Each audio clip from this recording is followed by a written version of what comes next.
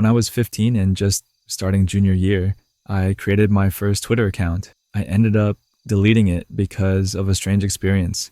I never told anyone my username, not my family or friends, and kept my profile picture as an avatar, so no one knew what I looked like. I listed Paris as my location since I lived in the suburbs, and I had about 20 or 30 followers. My timeline was pretty dull. One evening in November, I received a peculiar direct message. The account had around 200 followers, and the message read, "Hi, my name is Rob. I just turned 17 and wanted to know if you lived in, because I'm moving there soon and looking for friends." The town he mentioned was where I actually lived, which immediately raised alarm bells. There was nothing on my profile that indicated my location. Then I remembered a tweet I'd posted about buses where I mentioned the city, so maybe he found that. His age didn't concern me. I was 2 years ahead of my classmates. Plus, I was bored, and he seemed polite, so I responded and confirmed I lived there and went to high school. Our conversation flowed easily, and we talked a lot about school and cafeteria food. But as the night wore on, he started asking some personal questions, like how far I lived from school, whether I lived in a house or an apartment, and how many people lived with me. I found those questions too invasive and didn't answer, but luckily he didn't push further. The next day we chatted again, and he continued to ask about my life. He wanted to know me better, so I tried to ask about him too, and he answered in what seemed like an honest way. I still held back from discussing my home, though. He didn't need that information. This went on for about 2 or 3 weeks, and during that time, I found myself developing feelings for him. He was charming and kind, which was refreshing since I had been bullied for years. I had a tendency to trust friendly people too easily. In France, we have a 2-week break in November, and the day before school resumed, Rob told me he was finally moving and would be attending my high school. He asked to meet during the morning break, and I was thrilled.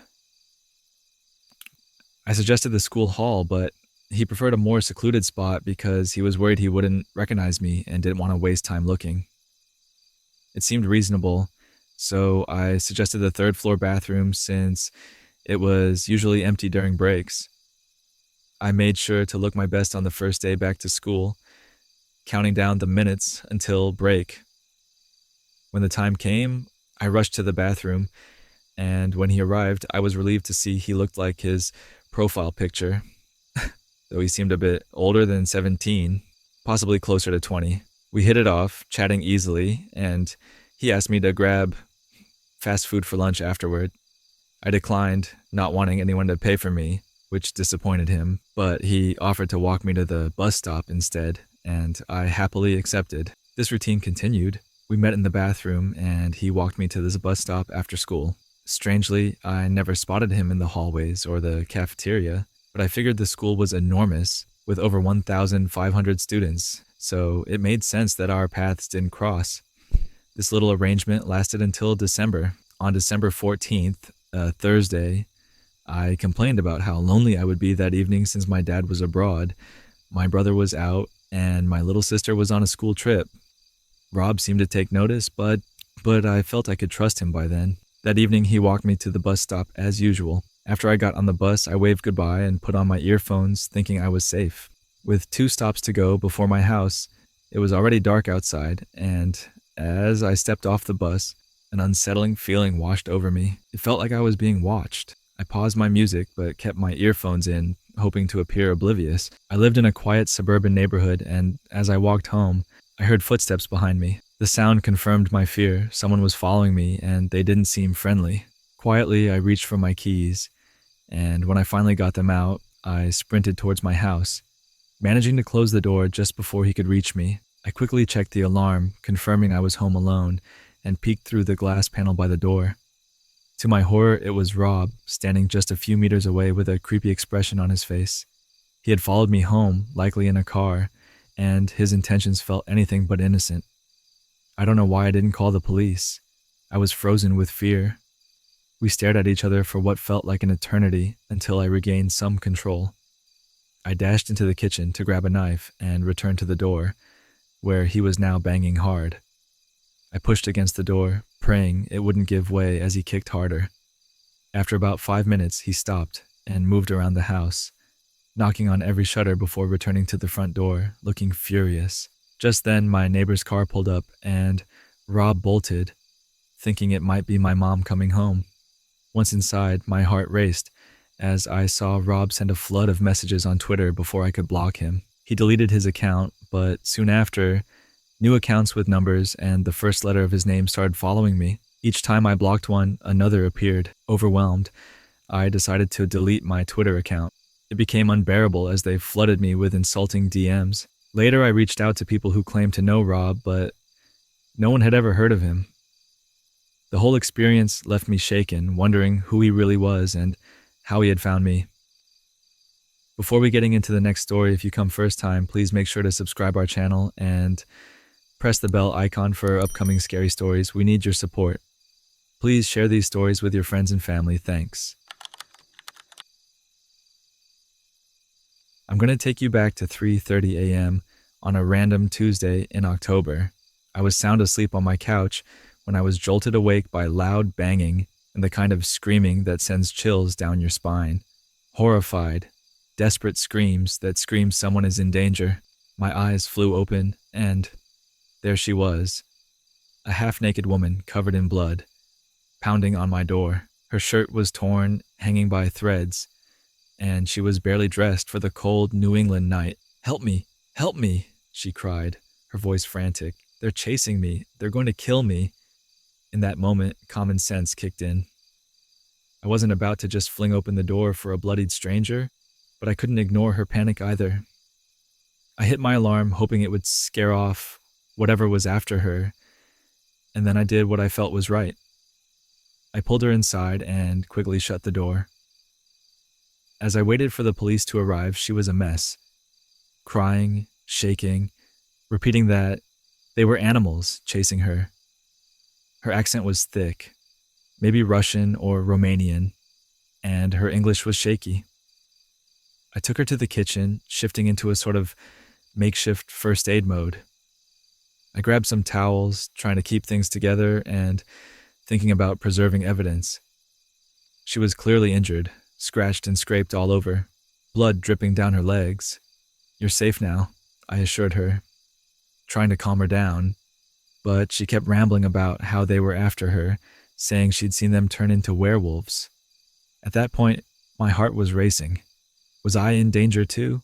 I thought about calling 911 again just to confirm they were on their way, and I positioned my couch between us for a bit of safety. As she paced my living room, suddenly she stopped at the window, staring wide-eyed. "Babies! There are babies in the road!" she screamed, and I thought, no way. I wasn't about to fall for that for what felt like an eternity. Actually, 30 seconds. She kept screaming while I clung to the couch, thinking, I'm not moving. Finally, the police arrived. I bolted to the door and unlocked it, telling the officer, "She's out of her mind. Be careful."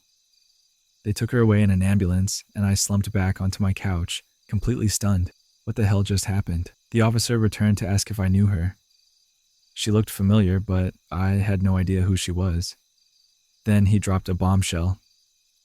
She claimed I was babysitting her kids and wouldn't let her have them back.